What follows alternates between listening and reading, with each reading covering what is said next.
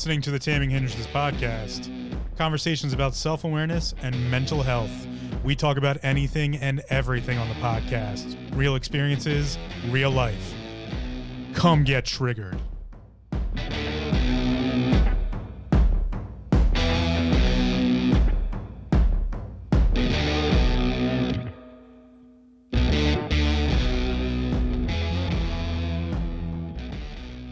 Welcome to episode number 10 of the Taming Hindrances podcast. My name's Phil. I'm the host and creator of the podcast, and today's episode is all about perspective. Perspective is kind of one of those things that we've been leading up to, if you've followed along through episodes 1 through 9. And what all of those episodes have kind of given us is a foray into some topics along the lines of how we shape our reality, how choices matter, how change can be created through the correlation of choices, how different things affect that reality, such as education, belief, language, relationships, emotions, and a bunch of other things that I haven't really gotten into yet. But essentially, the last 3 episodes, particularly episodes 7, 8, and 9, where we talk about how the correlation of all these things create our reality and the reality in which we're looking at the world, and how our mental health is somewhat a shapeable state, and how our depression is maybe a way in which we are looking at the world and maybe creating a reality through that depression. And then how choices and change are 2 pieces of the 4 primordials. We've talked about how the 4 primordials in metaphysics, religions, belief structures, and other different philosophical writings out there have to do with creation, destruction, and then choice, which is the representation we're using here for chaos, and how choice represents chaos, and chaos is one of the primordials, and then how the correlation of choice turns into change, and change is represented by order. So we have chaos and order, and creation and destruction. And I got into a little bit last episode about how those 2 pieces, order and chaos, are ever present, and how they ebb and flow throughout creation and destruction cycles. And that creation and destruction cycle is essentially how we deal with the materium, or the world, physical world around us. So today I want to talk about how that perspective of how we're looking at all of this is one of the big key pieces a lot of metaphysics get into. And it's also a key piece, I think, in the end, for how we can attain some sort of mastery over our mental state, over our mental health. And a lot of stuff has been written about the idea of perspective. In fact, just about every major philosophical writer in history, I would say, was a perspective writer. They were writing from a specific perspective that they were cultivating. Just the idea of cultivation, if you've ever looked into how some of the Eastern practices are all about cultivation, chi cultivation, ki cultivation, prana cultivation. A cultivator is someone who is trying to attain specific perspectives. And those perspectives are very much based on the reality in which we're living in.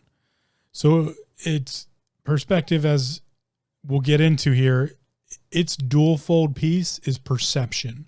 So we have perspective and perception, and it's kind of hard to take those 2 apart. Perspective is a mental view of things. You can, have a perspective of trying to figure out, geometrical shapes, or, how, like we talked about last episode, how your choices will create a cultivation or a correlation of change, and how if we get a better perspective on those choices, maybe we can have that correlation. So we have that side, and then there's perception. And perception is the attainment or understanding of an awareness piece, or a piece of awareness that you can attain or understand. So you have perspective, which is kind of the viewpoint, and then you have perception, which is the attainment of that understanding. So they kind of have to go hand in hand here. They are not duality of each other, though. this is kind of where we'll take an offshoot here, and I get a lot into balancing factors. Perspective isn't one of the topics necessarily where we need to talk about balance as okay, you have to have this without that. Perspective is another kind of bigger overarching concept that will have its own balancing structures inside of it. You will have balancing perceptions and you will have balancing perspectives. So let's get into perspective a little bit here as far as how we might generally use perspective, maybe in places that we're not always thinking about. You have a perspective that you're walking through everyday life with. It's kind of just always there. It's always with you. Perspective is something that we use generally to make judgment calls. Sometimes we use it for just generalized choices, but specifically perspective is used in when we're making judgmental thought processes happen. You might have political perspective. That's not to say that someone has political perception. And this is the difference that I want to cover ahead before we get into too much more of the other, woo-woo stuff or get into some of the philosophy. Is you may have a perspective of your political ideas or ideologies. And that's for everything. Perspective, religion, kind of everything we talked about from episodes 2 to 6, we have a perspective of those, and it's something we've built since we were kids, and it should always be changing in my book. Perspective should be something that's kind of along the lines of the chaos and order flow of it should be upgrading itself. It should be connecting with itself and rearranging how it feels with different information pieces that come in. And that's where perception comes in. So perception is the attainment of an awareness point. So if we have perspective and we have perception, we can build better knowledge structures. We can build a better understanding of just about anything. Whereas perception is the understanding, perspective is the overarching piece, the point where you're going to reference from. Now, we talked last episode when it comes to change, how the reference point of change is time. If we looked at time from a perspective standpoint, we would be looking at time from an understanding of how we understand time. We can then give qualitative and quantitative a run for its money here. So often we talk about quantitative. Quantitative is the measurement using some sort of numerical structure or data set or something that we consider to be fact-based evidence, so we can quantitate it. We can give it a value and we can understand it through that idea. Then there's qualitative, and qualitative is perspective. Quantitative is more perception. So we perceive things or can perceive things quantitatively, and that's generally done through the scientific processes. We can then have perspective based on qualitative ideas. And this is where I think perspective can be a dangerous point if it's not kept in check. If you're not constantly kind of checking your perspective or maybe trying to find a different perspective, you can fall into some dangerous ideas. This is where bigotry comes from. This is where ideology comes from. I would dare say this is where racism comes from, is when perspective isn't challenged and is considered qualitative. When we're making qualitative decisions based on everything around us, and it becomes very selfish. And I don't use selfish here in a way to say that it's selfish of an idea, or it's simply based on the self. And once you get to that point, you've said pretty much said perception, the attainment of awareness, the understanding of awareness, the understanding of a point or a piece of information even, doesn't matter to you. You simply want qualitative. This is the exact idea of xenophobia.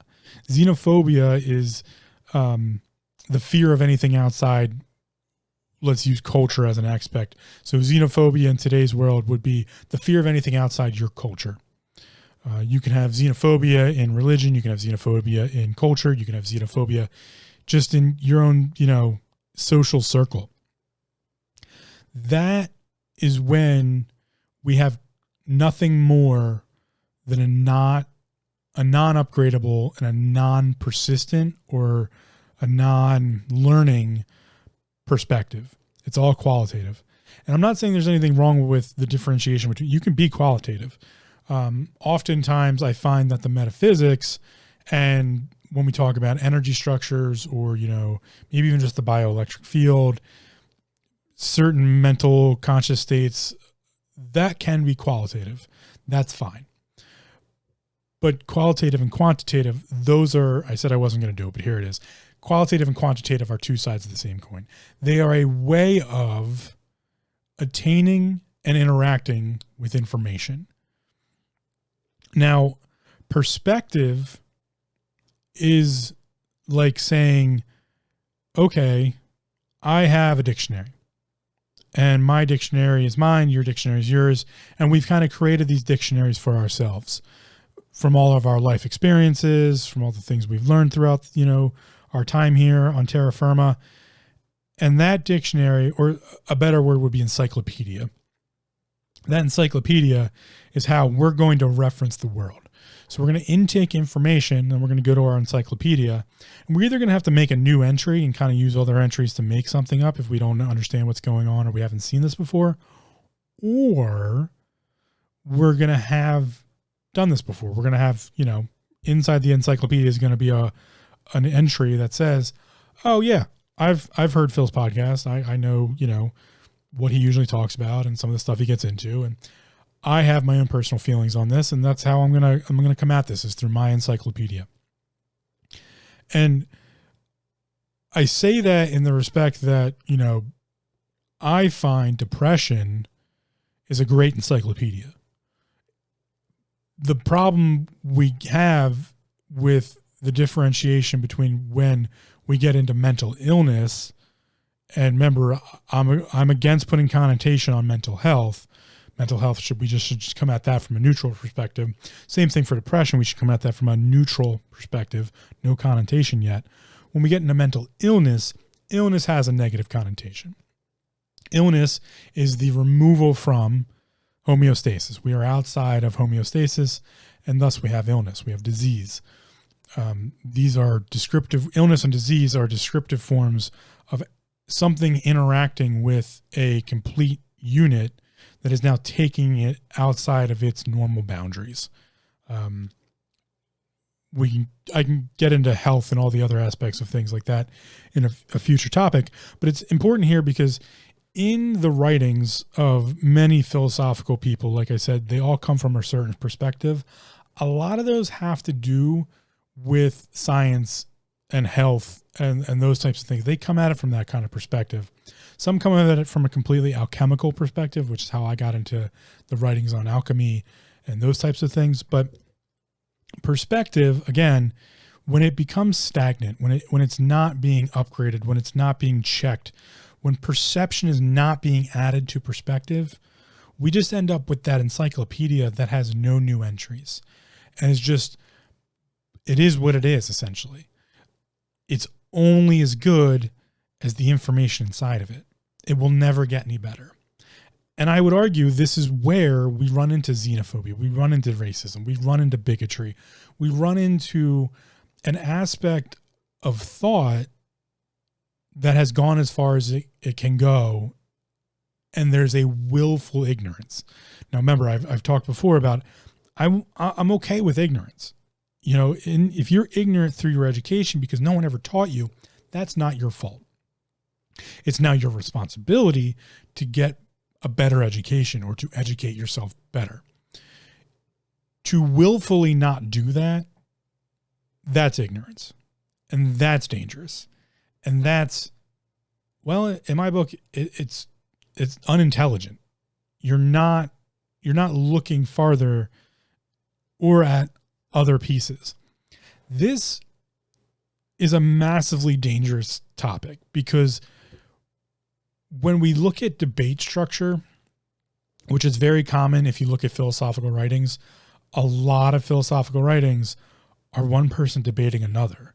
There's entire philosophical volumes based on the idea of someone just rebuttaling what someone else wrote. And that's their entire philosophical standpoint. That in and of itself it can be dangerous, but a lot of times in philosophical writings, what you'll find is it's typically done as what's called a thought experiment, which is something I definitely want to get into when we talk about perspective and also with perception. Perception is more of the thought experiment side of perspective, but perspectives themselves can be thought experiments, and we should constantly be trying to experience new ways of looking at things, new ways of deciphering information. Without it, we'd never have advanced as, well, I wouldn't call us civilized, but we would have never advanced civilization as we know it. It's my personal viewpoint that the human condition, or the human structure, is based on technology. We couldn't survive without technology. And I consider fire a technology. The art of, or the act of, the skill of making fire became a technology. We have now advanced that through technological means to have, lighters in our pockets. If you took a lighter to a cave person, however long ago, or even a Neanderthal or any other humanoid being that's a monkey, doesn't matter. If you were to give them a lighter, that's magic to them. Their perspective couldn't understand what you just did. They didn't have the educational ability to reference anything in their encyclopedia that would make a lighter make sense to them other than you're a fucking wizard. And good job, Harry Potter. You created fire. That's amazing. Well, everybody can have a haggard moment and, be like, you're a wizard, Harry. That's great. But when we reference that point, if you cannot find a way to understand that wizardry, you're now stuck in a perspective that will devolve and will no longer be able to bring you into the future. That's de-evolution. Essentially, I don't like getting into Darwinism, but that is kind of Darwin's major point, is the idea that if you don't create a new perspective or have the ability to create a new perspective, you're de-evolving. I would argue that Darwin's point to the idea of, when we call it Darwinism, but when we look at the way he references intelligence, is that at least I feel Darwin references intelligence as something that's pervasive. Intelligence is something that is creating itself. It's its own trajectory. And intelligence is always going to increase. It's kind of like Moore's law with the computer technology stuff where, we said like transistors would double every, I forget how many years it is, but essentially there's this increase in intelligence that unless you're willing to and do change your perspective to keep up with it, you'll never, you are de-evolution. That's kind of my take on Darwinism, is there's this progression of intelligence, and unless you change your perspective to upgrade with it, you're just going to be left behind. That's the watching someone do something stupid and learning from their mistakes idea. What we call nowadays as a meme, we call Darwinism. But I feel Darwin wrote about how there is intelligence is always increasing. It's not stopping for you. It's not waiting for you. It's increasing itself. And thus it's going to continue forward unless if you don't also make the effort to do so with it, you're just going to get left behind.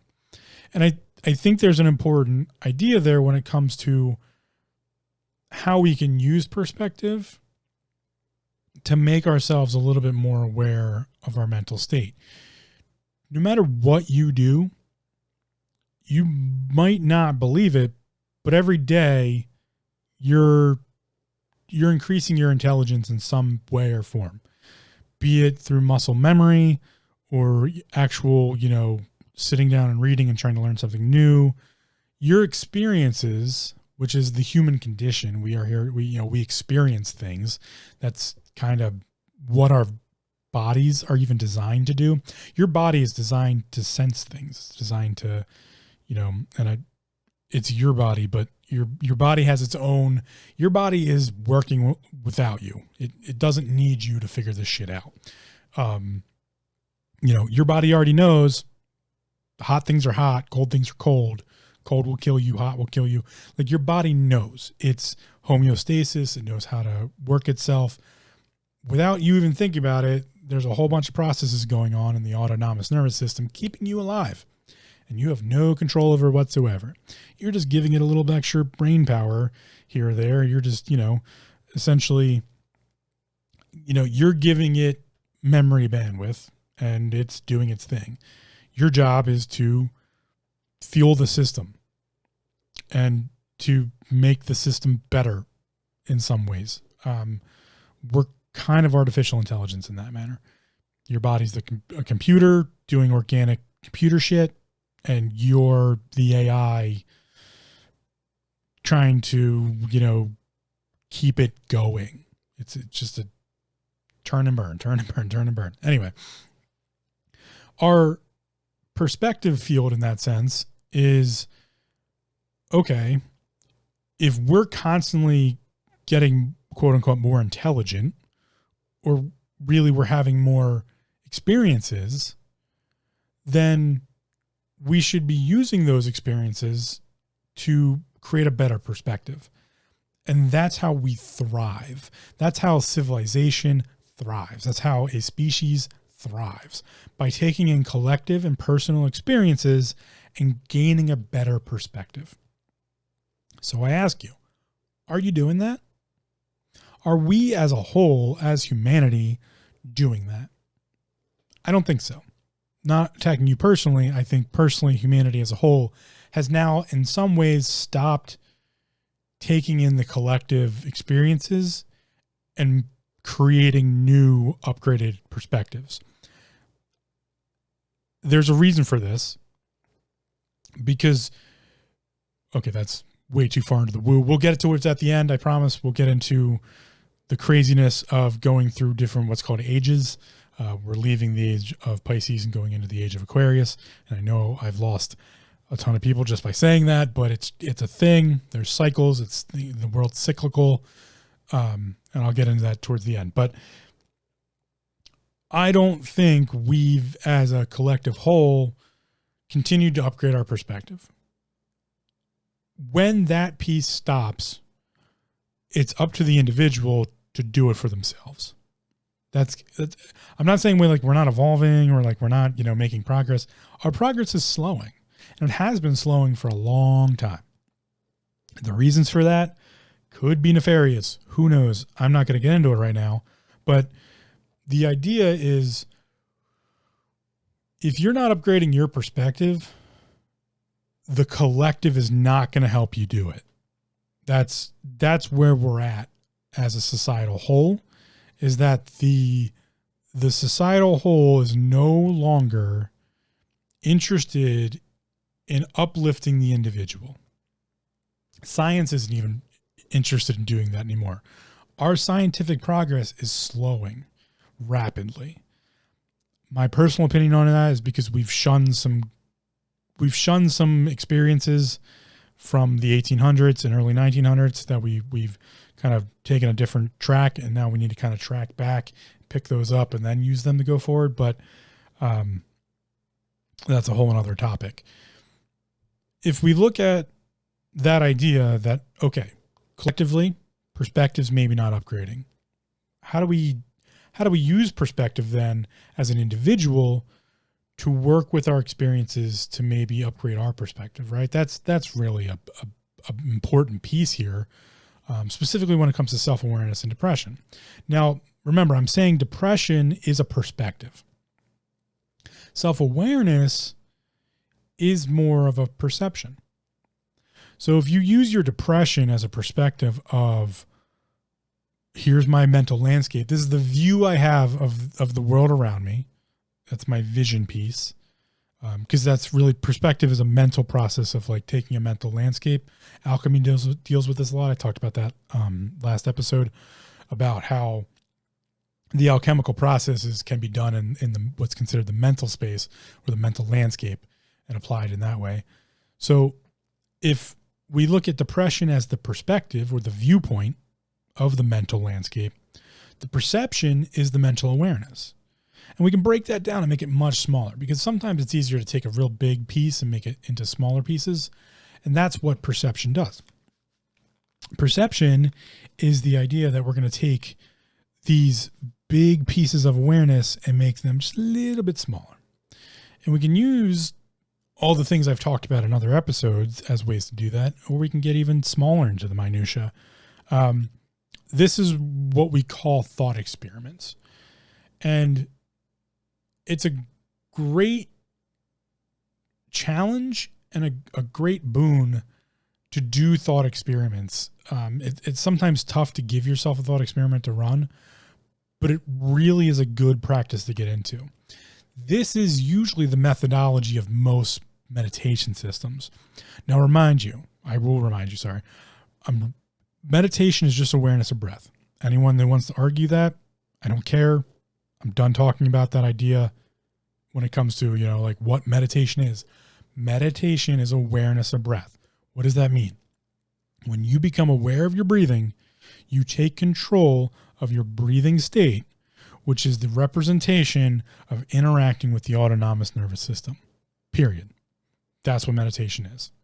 It is the interaction between you and your nervous system, specifically the autonomous nervous system, which we rarely interact with. Now, remember, that's the nervous system that controls your heartbeat. Like I was talking about how like your body's just living its life. It's doing its thing. And you're just the AI kind of controlling it. That's the autonomous nervous system. It's keeping you alive. It's also doing a bunch of other things like circadian rhythm and, all sorts of stuff.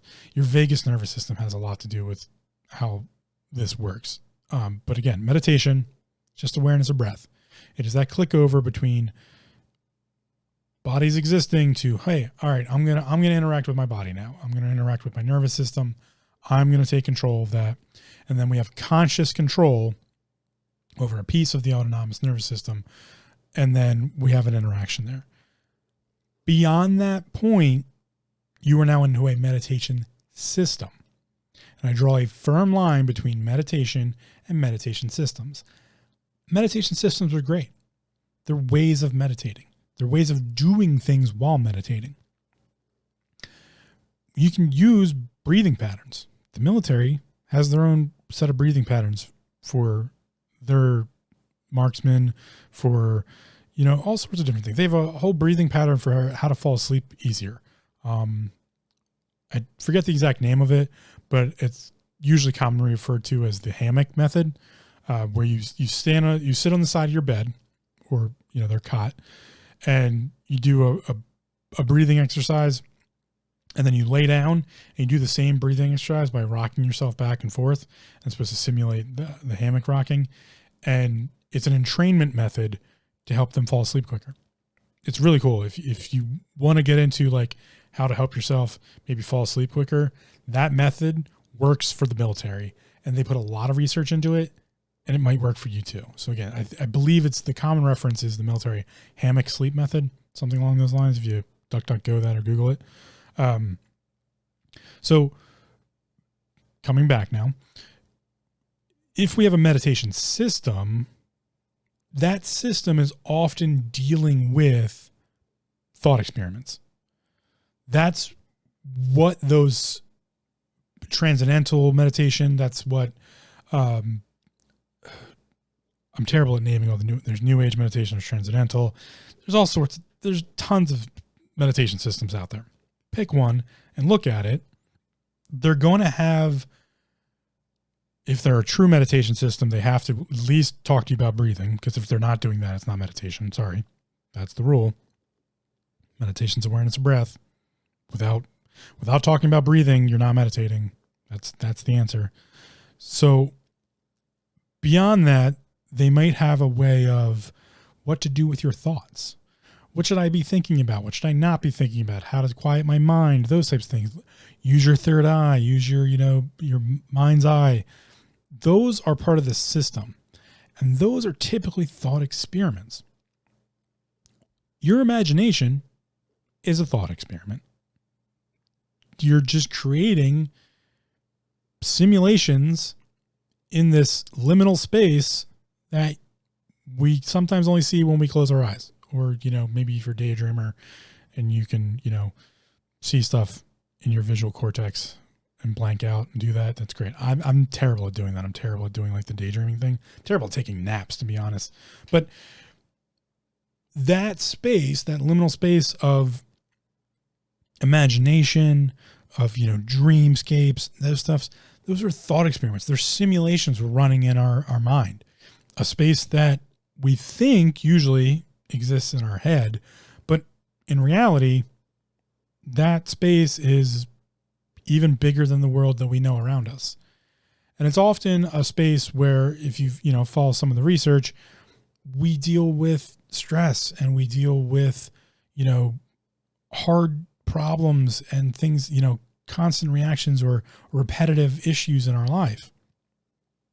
I used to be, when I was, sidebar, when I worked at the accounting firm during tax season, the accountants work, I did it too, but the CPAs really, they work their asses off. I've watched the CPAs, they'll work 70 hours, 80 hours a week, for that short period of time of tax season, 6-7 weeks, whatever it is. And every once in a while, you'll find one of them comes across a tough tax return that they're like trying to figure out. Like, it's a lot of complexity and like, there's just a lot of crap going on with it. And they have to look up like laws and rules and like, how do you deal with this, that, and the other thing. It was common for me to hear one of them say like, oh yeah, I figured it out while I was sleeping last night. Like, their mind is so, entrapped in that work process that they use that creative liminal space or even subliminal of, that dreamscape world to figure out the answer. We've also seen this in philosophical writings as soon as humans started writing. It's pretty common to hear about Einstein's bathtub.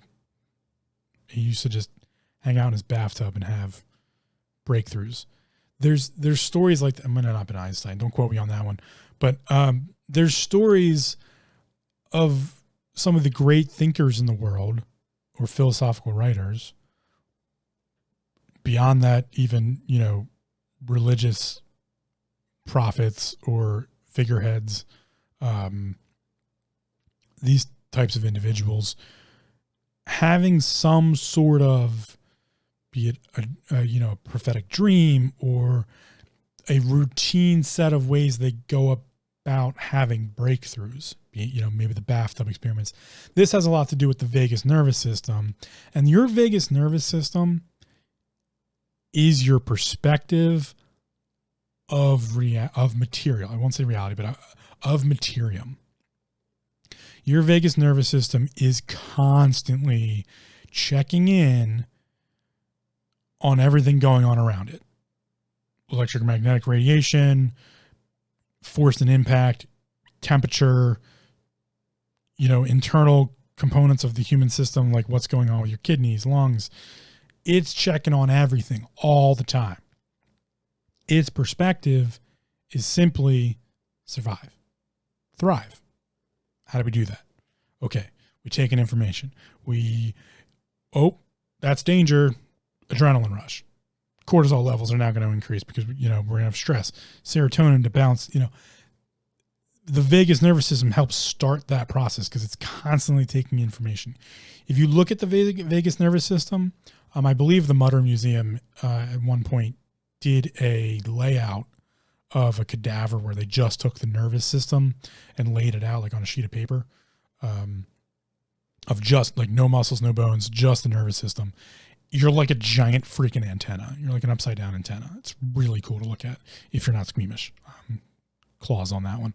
But this is where I think everyone should have to learn about anatomy and physiology, because when you start learning about the human system, you gain a great perspective, which allows you to have better perception, because that's what your body's doing. It's perceiving constantly. This is what our senses are. So much so that if we look at Aristotle wrote about senses, and Aristotle wrote about when he talks about metaphysics, Aristotle writes about how intrinsically the human mind wants to know. It wants to know things. It wants information. It wants to gain information. And we can tell that because we have senses. Our senses are just information gatherers.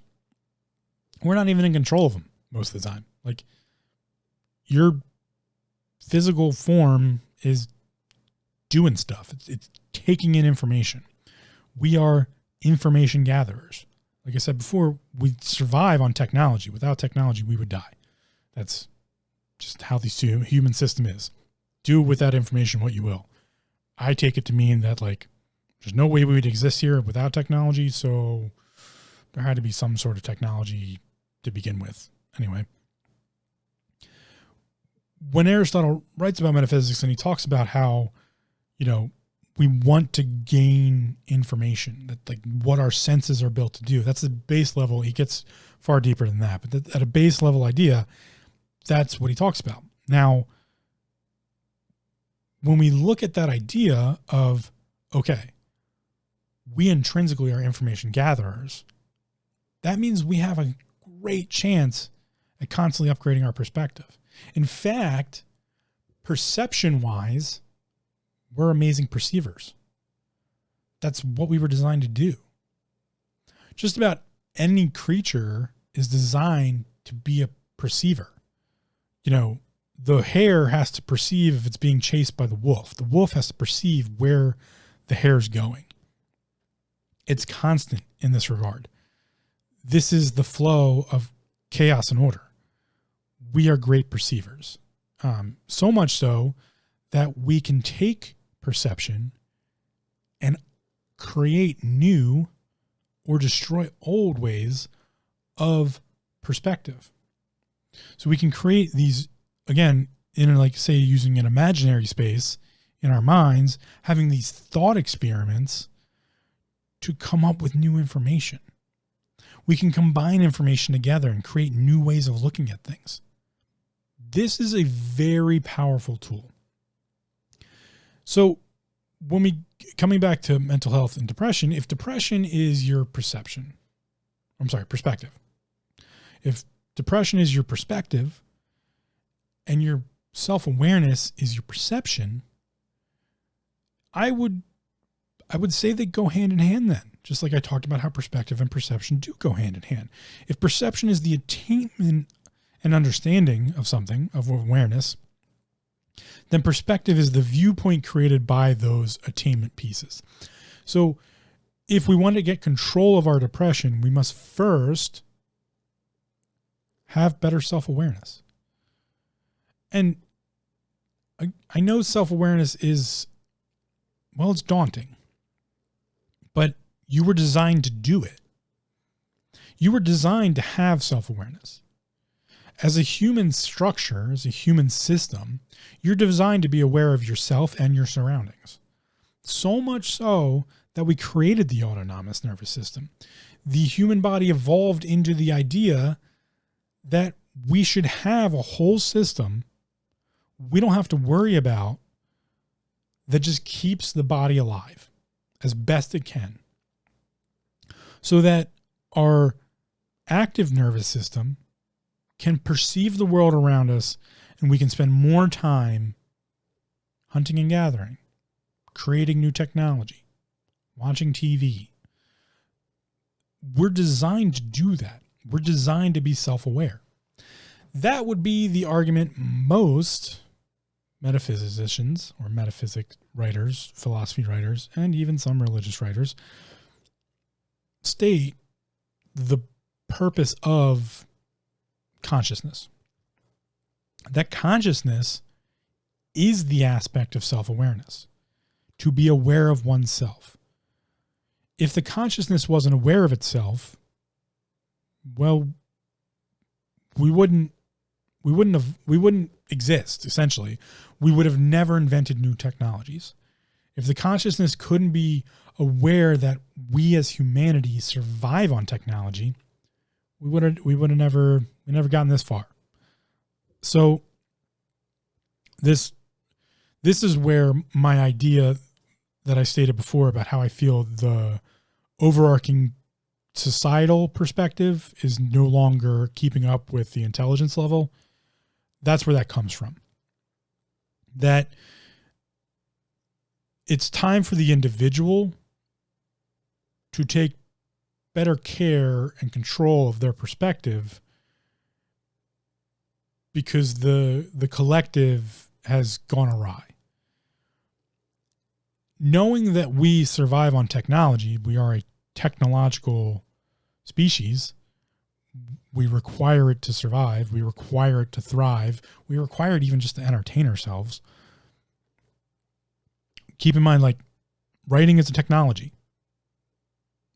Okay, so like, even if you're just like if you're like, screw, technology, computers, blah, blah, blah, blah, well, I'm just going to read books. Writing's a technology. Language is technically a technology.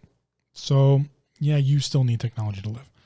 Anyway, so if we look at that idea, we can take war into the perspective, right? We can look at war, and this is the thought experiment for using perspective and perception that I'm going to use right now. If the collective is still warring, then the perspective has not changed.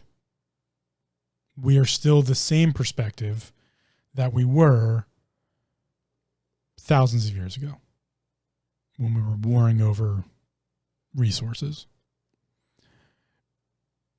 And the perceptions have not, they've gained no intelligence. They've gained no new knowledge. We've become aware of no new method to survive. We are then stuck. And that's where I feel the collective is right now. The collective idea is that we must continue to war. We must continue to hoard and to collect and to keep to ourselves. Not just resources. That's a different conversation. I'm talking about this in the mental landscape. We hoard knowledge. We keep things secret. We do this maybe instinctually. Maybe this is as far as humanity can go. Maybe this is what we intrinsically are as a people, as a species, is we can never overcome this level of our perspective, and we can never become better. And then, yeah, till we blow up the whole fucking planet, we're going to war. We're going to kill each other. We're going to keep secrets. We're going to, commit terrible atrocities because we weren't able to be better. We weren't able to change our perspective. So that's my thought experiment for how we can look at the idea of perspective and perception when it comes to the collective and the individual. Now, again, if the collective is no longer willing to make itself better, then it lies on the individual. You must now make yourself better. You must now create a new, better perspective, because one is not going to be given to you. It does not exist. This is the changeover when it comes to ages. And I'm still not ready to get into that part of the conversation, but if we use my common term that comes from, the great mystery schools, as above, so below, if the as above is the collective and the collective is stagnant, then so below, we would expect to see stagnation. And we have. Suicide rates are through the roof. And that's not just because of the pandemic. They've been slowly increasing forever now. Because we've never addressed mental health, depression, self-awareness. We're not addressing it. That's the collective not doing that. So it's up to the individual. You must now address it yourself. To create balance, perspective, and perception, if we want to go back to the Tai Chi reference, the diagram that I've referenced for the last 2 episodes, single point, point with a dash, line around it, in a circle, solid circle, separation of sides, the white circle and the black circle. That separation of sides, that is the perspective and perception zone. That is the part of the diagram where perspective and perception comes into. And again, if your perspective is stagnant, if it's not doing anything, then it's bigotry, it's xenophobia, it's not getting better. You're only going to have one outcome. You're only going to choose that small menu of choices.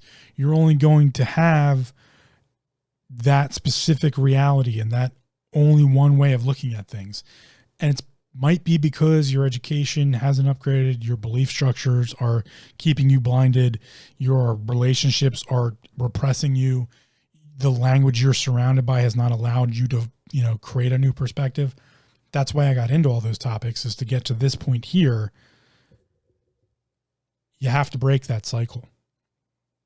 You have to use perception to create a new perspective.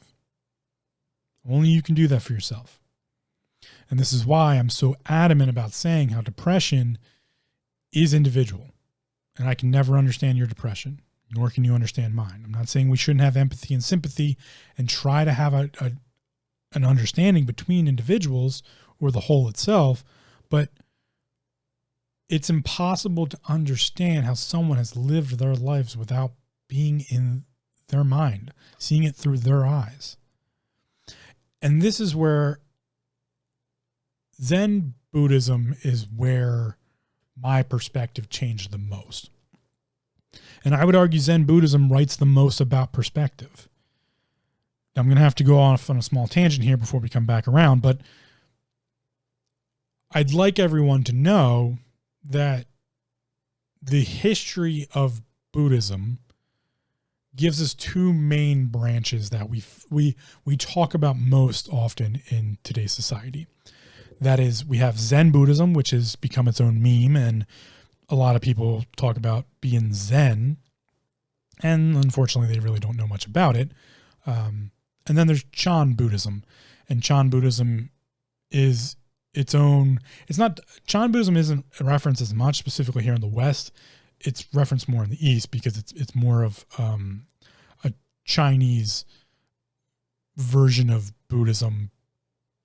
That's a scary statement, and it's a little bit false to make that, but give me a second here to bring it into perspective. There was Buddhism. And if we want to let's just take the easy method of looking at Buddhism, we have the Dharmic and Karmic teachings of the Bodhisattva.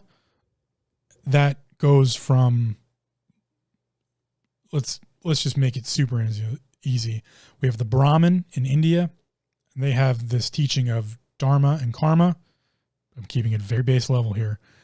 That moves from a prince. There was a prince known as the Buddha. Well, became known as the Buddha, but a Brahmin was a high level person in the caste system in India. So think ruling class here. A prince in the Brahmin decides this isn't the life they want to live, takes all the teachings that they were given throughout their life so far and moves to take a journey across the East. They spread the teachings into mainland China. And the methodologies at the time end up creating something a lot of people can grasp. A lot of people can really get behind, because Buddhism at that point is really teaching individualism over collectivism and teaches a lot about self-awareness. And before that, it's really talking about how one can change their standing in life or be more content with it. Okay, so those teachings come across China. We get at that point, whole of Buddhism in what's called the canonical records. And once that leaves China, it goes over to Japan. It spreads out a little bit further, but one of the big transcendental pieces of it, I'm using that specifically for a reason, but one of the big changes, we'll say it that way, one of the big changes Buddhism undergoes is it goes to Japan, and there it becomes Zen Buddhism. Zen Buddhism doesn't stay in Japan. It leaves Japan and comes back to mainland China and is incorporated into Chan Buddhism, which had been flourishing in China the entire time. A wonderfully amazing, great historical telling of the history of Buddhism, specifically Zen Buddhism, was written by Thomas Hoover. It's known as the Zen Experience. If you want to get a better idea of all this, he does a fantastic job laying out the history of Zen Buddhism. But here's the main reason I'm bringing this up. The differentiation between Chan Buddhism and Zen Buddhism, there's two main referenceable differentiations. There's the books they use, the canonical writings. We have the Mahayana and the Vishnahana. Those are the canonical writings. They have been added to. They were added to along the way. But the Mahayana and the Vishnahana, I always get this backwards, and I apologize, but the Vishnahana is the lesser canon, and the Mahayana is the greater canon. And I probably have that backwards because I always get it that way. But anyway, essentially what you have is you have the books that the Bodhisattva, the Buddha, Brahman taught, brings with them and spreads throughout China, goes over to Japan. Japan incorporates it into Zen Buddhism, and then sends that back with their new updated canonical writings back to China, who had at the same time been upgrading their canonical writings by their masters and their teachers, and then incorporates the ones from Zen Buddhism, and then that becomes the greater canon. So there's more books, more canonical writings. That's the first major difference, is just there's more books in Chan, there's more canonical writings in Chan Buddhism than there is in Zen Buddhism. The second major piece is perspective and perception, mainly perspective. Here's the major piece of differentiation and perspective. We have the Chinese mind, we have the Japanese mind. The Japanese mind and the Chinese mind see things differently when it comes to the primordials. They both agree on creation and destruction. There's no argument there. They highly disagree on the flow of chaos and order. The Chinese mind, specifically at that time, and can be followed through the canonical records of Chan Buddhism if you look at the way they perceive things, says essentially, and I'm boiling this down greatly, and I highly recommend doing your own research because I'm just an idiot on the internet, right? So take this all with a grain of salt and look at it yourself. Again, Thomas Hoover's The Zen Experience, fantastic book to read to get the history of Zen. Also covers the Chan side a little bit too, but the Chinese mind says everything is created perfect. As creation happens, there's perfect order.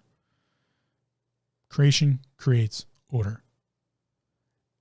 And then once something's created, it slowly becomes chaotic.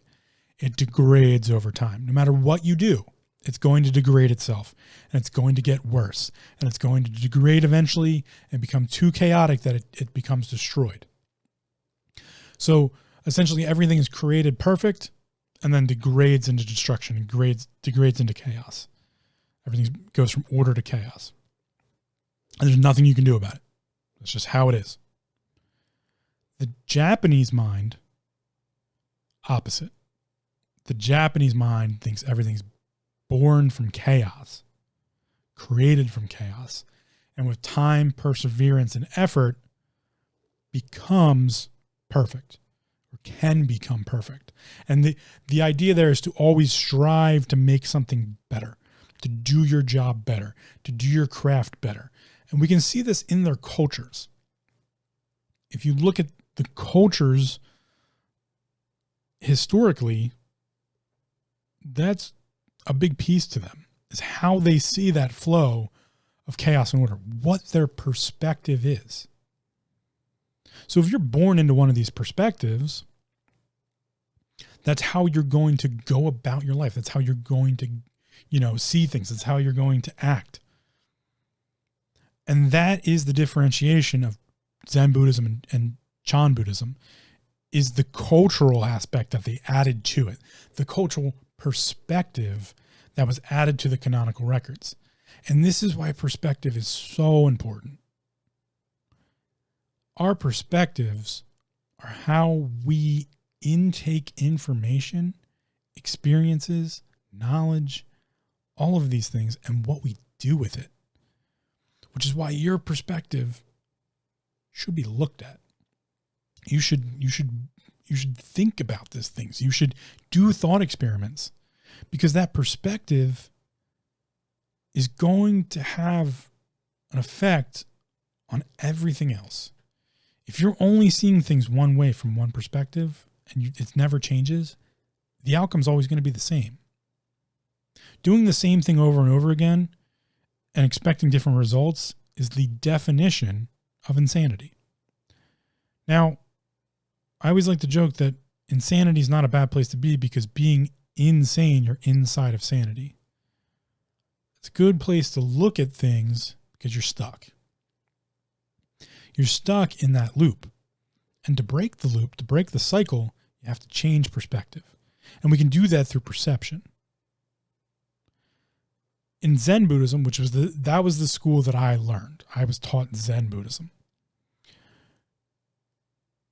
In Zen Buddhism, there's a lot of stylized writing about perception. And I'll never do it justice. It's much better to go and actually read the canonical writings. And also, if you just want to get a good overview look, again, Thomas Hoover's The Zen Experience. When we look at how Zen Buddhism writes about perception, this is how I became aware of the necessity to perceive other perspectives. That's the greatest thought experiment you can have when it comes to perspective, is to try to perceive someone else's. I would argue that introverts do this constantly. I know I do. And it was something I did unconsciously that I wasn't always aware of, that became almost a game to me, that it was just a constant thing to do. I also think that a lot of creative individuals do this.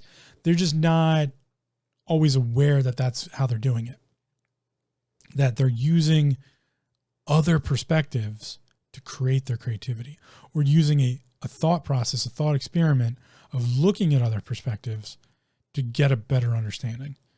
I think some of the greatest thinkers in our world, our history, have been that way. And I think it's a way to be a great thinker, is to take yourself out of your perspective and put yourself into someone else's. We hear this constantly when you hear, walk 100 miles in someone else, or walk 1,000 miles in someone else's shoes. I don't think that changes your perspective. I think you can put someone else's shoes on and get a better understanding maybe of who they are, but it doesn't put you in their perspective. This is my argument, that we can try to perceive someone else's perspective or get a better understanding of it. We'll never be able to. That's depression. It doesn't mean we shouldn't try to do that, because by doing that, we make our perspective better. We're able to perceive things differently, and thus we're able to continue to upgrade our perspective along that intelligence line, along that trajectory that leads away from stupidity into intelligence. And that's where checking in with our perspective can be a very powerful tool for change. And it can also be a powerful way of auditing what's going on with us. Has our perspective changed? Has your perspective changed over your lifetime? How has it changed? Why has it changed? Remember, I don't like why questions, so when I do ask them, it's kind of important. How's it changed? Why has it changed? What has changed your perspective the most? That's a great one. Zen Buddhism changed my perspective a ton. Studying Zen Buddhism, studying metaphysics, studying philosophy, looking at all these different writing pieces. Stoicism, just that alone, if someone wants to master their emotional awareness, Stoicism is an interesting way of going about it, because the perspective and perception of Stoicism comes from a specific individual.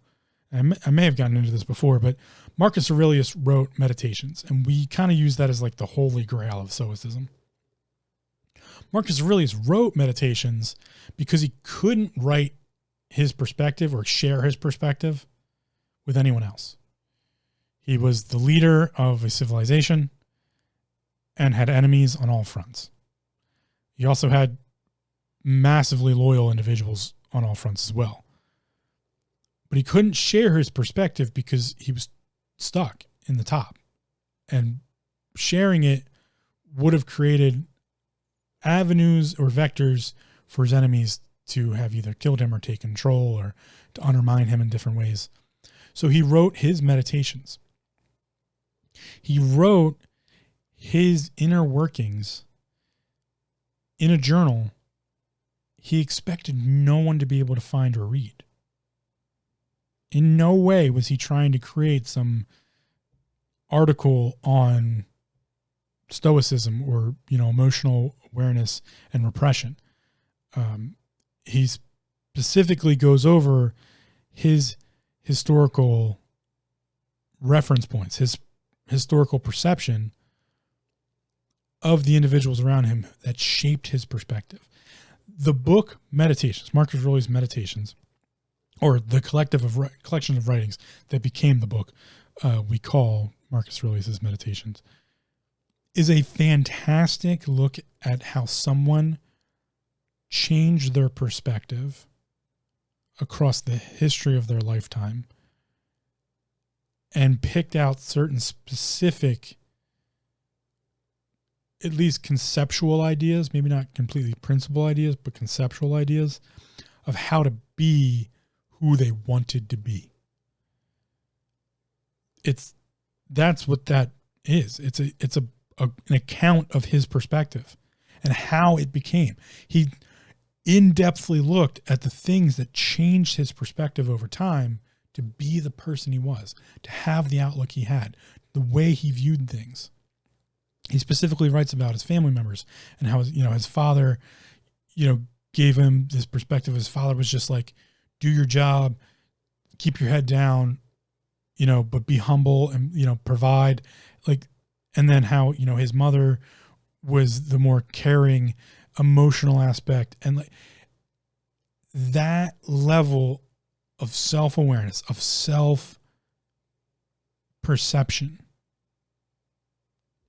created ultimately the book on Stoicism, the book on self-control. So the method obviously works if you sit down and do the work, if you put in the time and the effort. There can be a lot of change. Remember, change is the correlation of choice. And choice is chaos, change is order. And there's always creation, there's always destruction, but they're finite. Chaos and order are ever present. Our perspective is the starting point. Your perspective is Wuchi. It is everything that came before. If we look at, the Tai Chi diagram again, your perspective, arguably in alchemy, is prima materia. Your mental landscape, it's where your mind is. It's what your mind is capable of doing. If your perspective has connotation, everything is going to have that connotation. If your perspective, which I call that's what I call depression, is a perspective, is connotated negative, everything's negative. Everything sucks. The world fucking blows. I'm bored. There's nothing on TV to watch. Everything's laziness. Everything's horrible. Everything, even a compliment is terrible. Fuck you. That's why I take the connotation off depression. That's why I take connotation off mental health. If we start with a perspective with a connotation, or if our perspectives have connotation, our perception will always be that connotation. There is no changing that. Perspective creates the angle of view for perception. So eliminate your connotation. We need to do that collectively as a whole, but again, I feel like the collective whole is now stagnated. The perception is not changing. We are a warring, fickle, stupid populace. That can't continue. So much so that the world itself won't allow it to. Because we are humanity. We exist with technology. We must have technology to exist, which means we must create new, better technology. Well, what does that mean as a whole? If the stagnation of the populace is collective, in the world as perspective, then there must be forced change. And if the collective, the above, is solidified in not moving and not bettering itself, then the individual must balance that. The individual must better themselves. They must look at their perspective. They must change the connotation themselves. This is a fun workaround way to say no one's going to help you. That's how this is. I'm not here to help you. I'm here to make you think. That's the whole point, or one of the whole points of this podcast, is to make you think. And yes, I try to give, places to start from or ways to look at things, questions to ask yourself, different, a different perspective maybe, or different maybe understanding, a different perception value, push for change, maybe a positive note or a non-connotated note. But I can't help you. As a massage therapist, I regularly get told, "Oh, you healed me." I adamantly fight against that. I do not heal anyone. I've never healed anyone in my life. I remind your body what to look at. Your body does all the fucking work. When a massage therapist or a medical professional or something like that heals you, that doesn't exist. Your body does all the work. Your body has all of the intelligence to heal itself. It's your body's smart as shit. It knows a lot. It sometimes needs outside intervention. So what I say is, instead of I heal people, I don't heal anyone. I simply remind your body where to look because it forgot. And we're at that point in time as a collective whole that we've forgotten where to look. So we have to look at the individual. That's where we have to look. This is me reminding the collective. Nope, it's no longer a collective idea. It's an individual idea. And that's why I say no one's going to help you. You have to help yourself. The collective has given up on the individual. We've been here before. We've done this before. We just slogged through it and things got worse and then things got better. And the creation and destruction cycle has just continued, and the chaos and order has just become rampant on both sides. Remember, chaos measures order, order measures chaos. They are two sides to one coin.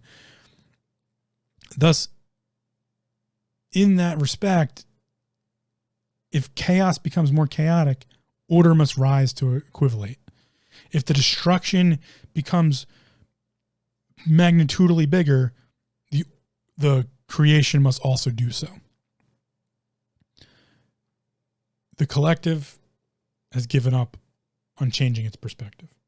You must now, as an individual, help yourself. No one's going to do it for you. And anyone who wants to whimsically walk in with a magic fucking wand and tell you, I'm going to make everything better for you, they're not. They're going to make everything better for themselves somehow because they're selfish. That's a selfish statement. To believe that you can change someone else is selfish. You must give the other individual the tools, knowledge, and education to do it for themselves. That's a rule. It has to be that way. If you try to change someone else, you're changing the collective. You're not changing the individual. The individual must change itself. This is why I tell people, covet your choices, covet your change, covet your perspective. Do not give control of your perspective to anyone else. Don't give it to me. Don't give it to your parents. Don't give it to your neighbor. Don't give it to the government. Don't give it to anyone else. You must control your perspective. And you must understand that your perspective has to change. If you want it to, it will. But you have to want it. You have to put in the effort. You have to put in the work. And everyone else wants to tell you, I'll hold your hand, I'll pat your back, I'll make it better. No, they're not. They're not going to make it better. You have to make it better yourself. Period. This is where we get into some of the woo-woo stuff. I know I got a little serious on you right there, but we're literally going into this as a collective. We have cycles. Everything's cyclical. And in the woo-woo world, in the astrological world, when we talk about astrology and all these different things, there's all these cycles. And unfortunately, there's been a set of bad actors over the last 100 years or so, creating a false narrative of how these cycles interact and what these things mean. And you have things like tarot, and you have things like tarot.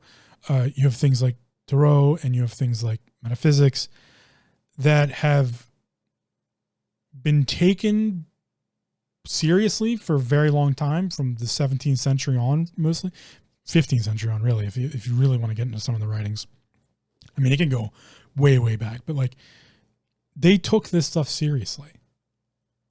And then a bunch of bad actors came out.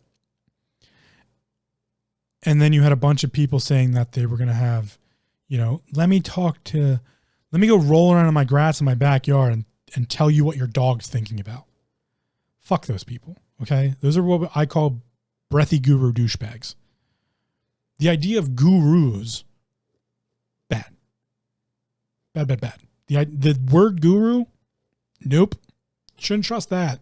Definitely don't trust that. Look into that. Look into what a guru really is. A guru, I'm not going to get into it because I'm going to get heated. I'm going to get mad. I'll get into it another time. But it'll get us off topic here. We're already pretty far off topic. This idea of bad actors, they were given a voice. And I'm here to take that voice away from them. But I'm also here to instill the idea that information and that knowledge and that level of wisdom didn't go anywhere. It still has a place. We just need to take the connotation off of it.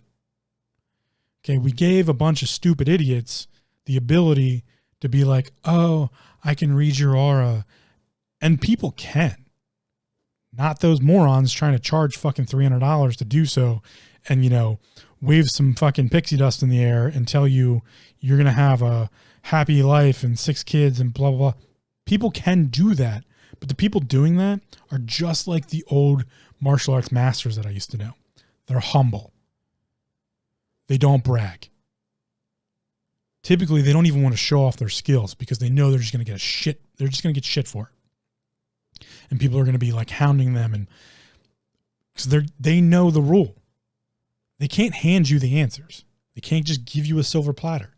When you give people silver platters, you create entitlement. And that's where we are as a societal whole. The perspective is entitlement. Well, entitlement doesn't work. You can make a better life for someone. Certainly. You can strive to give the next generation more opportunity. and a better living situation, better technology, so that they can do the same. That's how you propagate a species. That's how you continue in perpetuity. What you can't do is not allow them to understand that's not how it works without the massive amount of effort that gets put in to make that happen. You must have effort. And that's my rant about how you need to do this for yourself. If you're going to have self-awareness, if you're going to have a better understanding of your depression and be able to use it as a tool, you must put in the time and effort yourself to change your perspective, to have better perception, to perceive when others are full of shit and then call them out on it and just not deal with them. You don't even have to get aggressive about it. You can just be like, you know what, I'm not going to listen to that person because they're stupid. And that's okay. When we do that as an individual, eventually the collective has to catch up and be like, oh, okay, maybe, just maybe as a thought experiment, we shouldn't give a small amount of the populace full control of choice and change. Maybe that's a bad idea. We should take that away from them. We shouldn't give it to just a small amount of people. We should make it as a individual. Maybe we shouldn't allow the perspective of a couple people to rule the perspective of the whole. And that's where, if you want to get into the astrological side of things and the woo-woo side of things, and we look at cycles, we are coming out of the cycle of Pisces and we're going into the cycle of Aquarius. Before Pisces, we had the cycle of Ram. And when you look at astrology, they are archetypes. And I definitely want to get into this more in future episodes. But if we just take, for right now, just as a perspective, if astrology just represents archetypes, then they're really just traits. We're just giving a list of traits of an individual, or in this case, when we look at the cycle, I think it's 2,200 years or something, 2,700 years, something like that.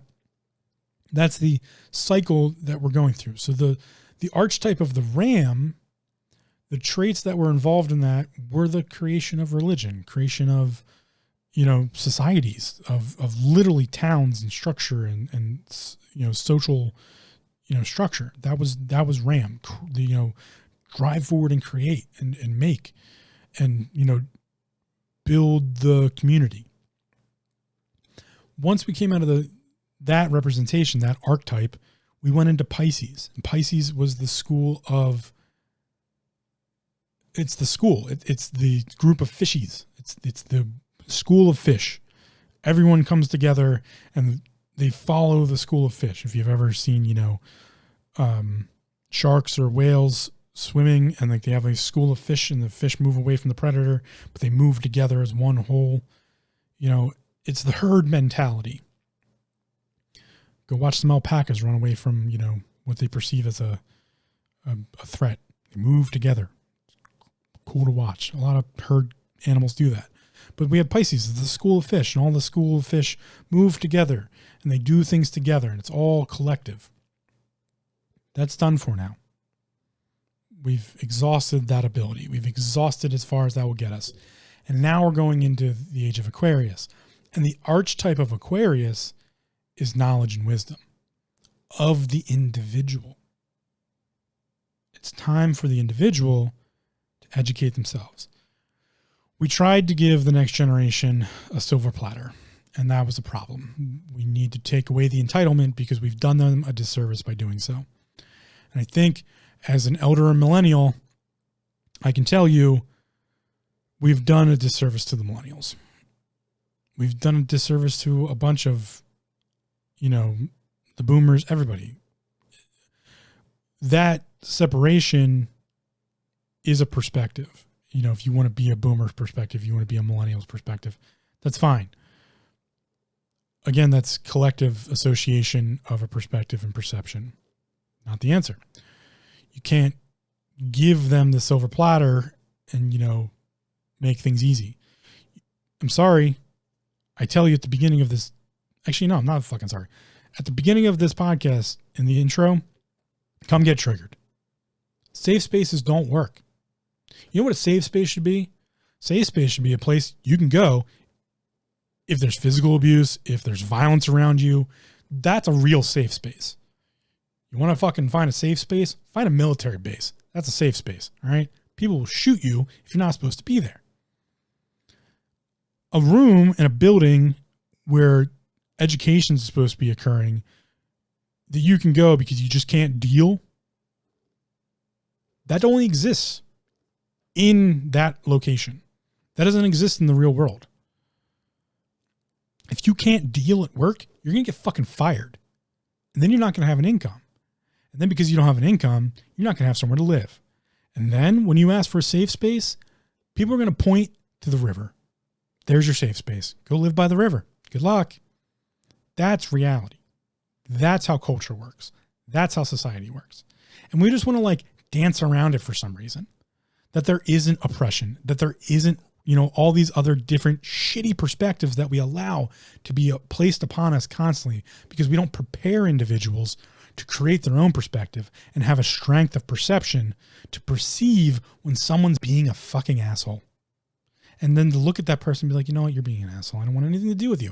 It doesn't need to be a violent altercation. It doesn't need to be any of that stuff. You want a true safe space? Walk away. If you just can't deal, just walk away and find a better way to deal with the situation. Take time. Remember when I talked about, last time, taking time. There's only 2 major emergencies in the world. Unstoppable bleeding and asphyxiation. Other than that, you probably have some time. Even if a volcano blows up next to you, you probably have some time to think, which way should I run? Okay, now start running. We have to upgrade perspective. And that starts as an individual. So if you can't get on board with this, okay, I get it. That's fine. Become stagnant. Don't upgrade your perspective. I have no problem with that. I'm not here to help you. For those individuals who understand the importance of upgrading perspective and want that change or want those choices or, just generally want to get better or be better, it's up to you as an individual to do so. There's plenty of opportunity out there to do it. Go do it. Gary Vaynerchuk, if Gary Vaynerchuk ever hears this podcast, slim to none chance there. Nike might say just do it, but Gary Vaynerchuk, he says just start. And I like that better. I like his methodology of how he puts that. Just start. That's all you have to do.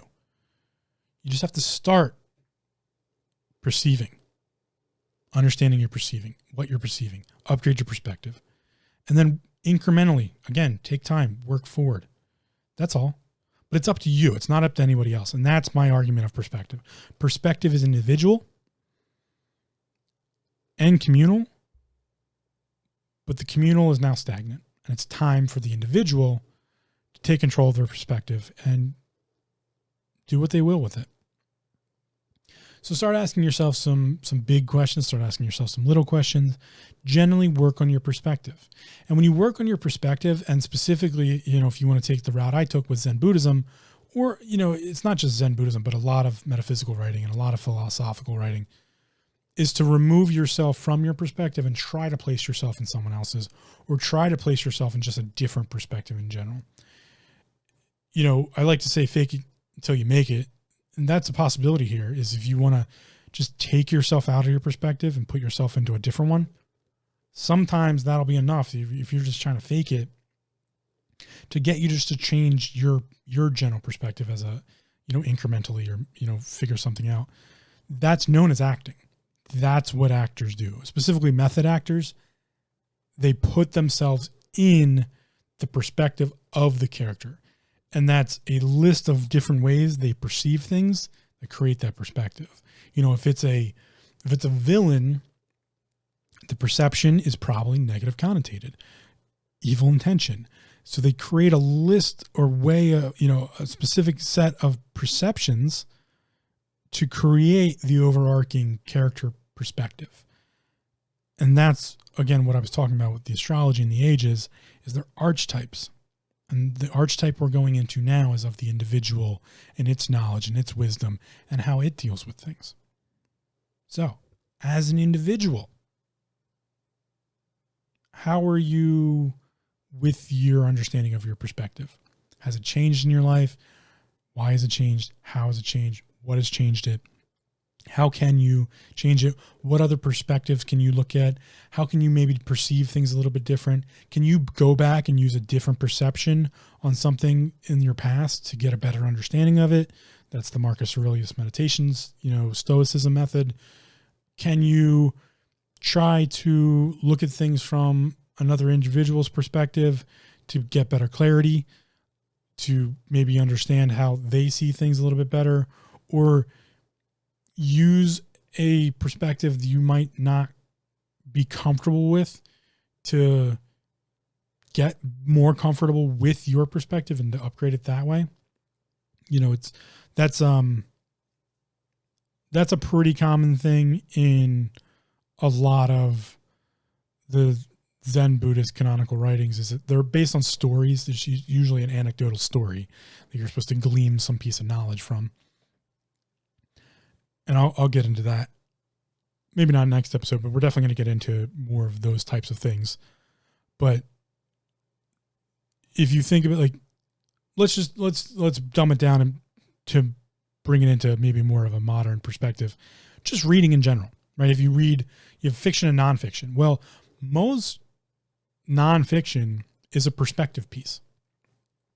A nonfiction writer will write about what happened from specific perspective. They might try to include other perspectives.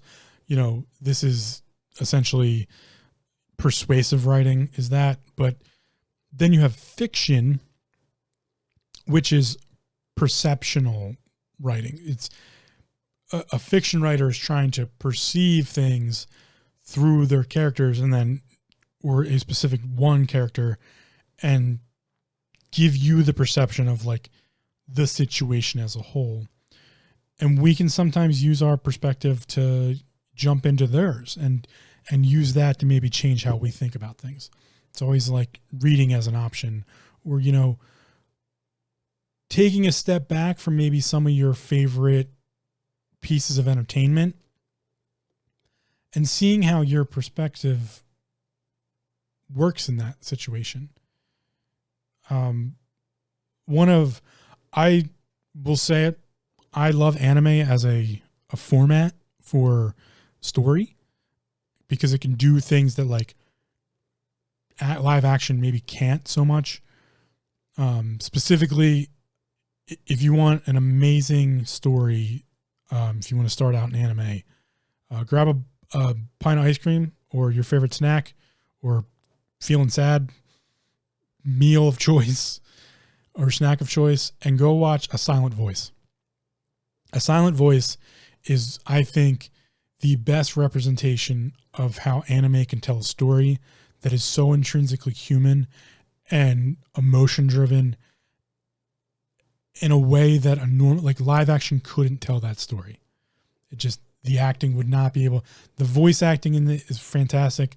I've never actually watched the dubbed English version, but the subtitle version, if you're into that, I've heard good things about the dub. I watch the subtitle just because that's how I do things. But that story is a great stepping off point in what anime can do as a storytelling medium. And I can't ruin it in any way. It's a deep, emotionally driven, amazing story. The writer, whose name I cannot remember, she's an amazing storyteller, and that particular story got overshadowed a little bit by Your Name Here, I think it was, which is again another great one. But specifically, A Silent Voice is, I think, the best piece of showing, the best anime for showing what anime can do as a medium. And the story itself is amazing. And I would challenge you to go watch that, or read Marcus Aurelius, or get into, listen to Alan Watts. He does a fantastic job explaining Zen Buddhism for the Western mind. And when you're doing these things, add your perspective to it. Would your perspective be able to deal with those situations that these characters are in, these individuals are talking about, could you perceive clearly enough to deal with these things? That's what nonfiction, fiction writing in general, storytelling, I think really does for a person. Once you can learn that you can take that step back and insert maybe yourself to the story and think about how you specifically would deal with, or how you would find your way in those storylines, I think is a very powerful tool to create a bit more self-awareness in ourselves. Is instead of just taking, I get the want or the need for just downtime and just like turn your brain off and like take in entertainment. But storytelling as a medium can be a great place to pick up more self-awareness and more, control over our mental aspects by using them as thought experiments, like we were talking about, to upgrade your perspective. So one of the best ways I've ever done this, I'll leave you with this, this thought experiment that I used to do. I still do to this day, actually. I would take a favorite childhood or adolescent entertainment source. Specifically, it's usually a movie, or maybe even just sometimes a TV show. And sometimes I'll do it with stuff that I've picked up in more modern time. But I'll take one of those sources of entertainment, and then I'll take a childhood meal I really liked. Specifically, maybe one that didn't have, the happiest memories or something along those lines, but like a meal I liked. And then put the two together and just have a new experience as a quote unquote adult now, or an older individual. And, not just have the nostalgia effect, but to kind of rewrite what's going on in that feeling of moment, in that perspective. How did I used to perceive these things? What was my perspective back then? And now what is it now? And kind of put those things together. Do I still enjoy that meal? Is a cold can of SpaghettiOs still as delicious as I remember it? Is it as comforting? And then, whatever movie I might throw at it, like those types of things. But that's a thought experiment I've done quite a few times. And it's definitely upgraded my perception and helped me create a better understanding of the perspectives I'm creating now. So it's time. You have to do this for yourself. I urge you to try. I urge you to do the Gary Vaynerchuk, just start. Go check out some of his stuff. He talks about self-awareness and, mental health and these things. And he's in perpetuity. He's always, he's consistent. He follows one of my great rules. Repetition is the mother of all skill. Failure is his father. He follows that. So go check out all these different sources and create a new perspective, create new perceptions. Do it for yourself over all other things, because the collective is not going to do it for you anymore. And that's my warning and my urge for the conversation of perspective is it's time to take control of yours and go create a new one or an upgraded one, and just understand the way you look at the world and understand that can change and should change. So good luck. Have fun. Take care.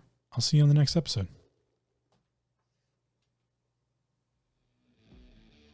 Thanks for listening. Come check us out at taminghindrances.com for show notes, links, resources, and more. Also, don't forget to subscribe to the show via iTunes, Stitcher, RSS, or your preferred platform. If you leave us a spiffy review, we might just mention it on the show. Now go be awesome. And just remember to breathe.